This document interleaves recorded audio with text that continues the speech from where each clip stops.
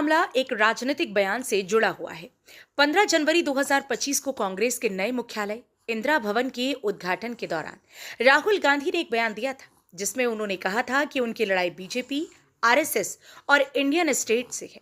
इसी बयान को आधार बनाकर याचिकाकर्ता सिमरन गुप्ता ने कोर्ट में याचिका दायर की थी और राहुल गांधी के खिलाफ एफआईआर दर्ज करने की मांग की गई थी।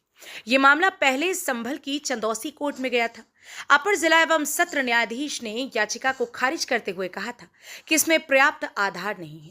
कोर्ट ने इसे कमजोर निगरानी याचिका बताते हुए आगे बढ़ाने से इनकार कर दिया था। इसके बाद याचिकाकर्ता ने इस फैसले को इलाहाबाद हाईकोर्ट में चुनौती दी थी। इलाहाबाद हाईकोर्ट ने भी निचली अदालत के फैसले को बरकरार रखते हुए याचिका को खारिज कर दिया। इस फैसले के बाद राहुल गांधी को कानूनी राहत मिल गई है। कोर्ट ने माना कि इस मामले में एफआईआर दर्ज करने के लिए पर्याप्त कानूनी आधार मौजूद नहीं है। विवाद की जड़ राहुल गांधी का वो बयान है जो उन्होंने कांग्रेस मुख्यालय के उद्घाटन पर दिया था। उन्होंने कहा था कि उनकी लड़ाई सिर्फ बीजेपी आरएसएस से नहीं, बल्कि इंडियन स्टेट की संरचनाओं से भी है।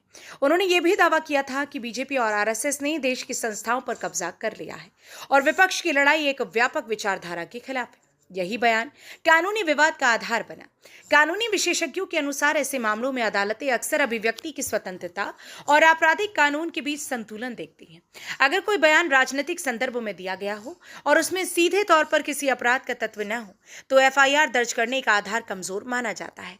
इसी तर्क के आधार पर दोनों अदालतों ने याचिका को खारिज किया। इस फैसले के बाद राजनीतिक हलकों में भी चर्चा तेज हो गई है। सत्ता पक्ष और विपक्ष दोनों ही इसे अपने अपने नजरिए से देख रहे हैं। कुछ इसे अभिव्यक्ति की स्वतंत्रता की जीत बता रहे हैं, तो कुछ इसे राजनीतिक बयानबाजी से जोड़कर देख रहे हैं। हालांकि इस पूरे मामले में अब तक राहुल गांधी या कांग्रेस की ओर से कोई औपचारिक प्रतिक्रिया सामने नहीं आई है। ये मामला एक बड़े सवाल को भी सामने लाता है।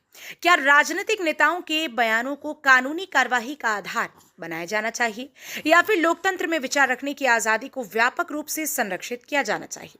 ये बहस अब सिर्फ अदालतों तक सीमित नहीं, बल्कि राजनीतिक और सामाजिक विमर्श का हिस्सा बन चुकी है।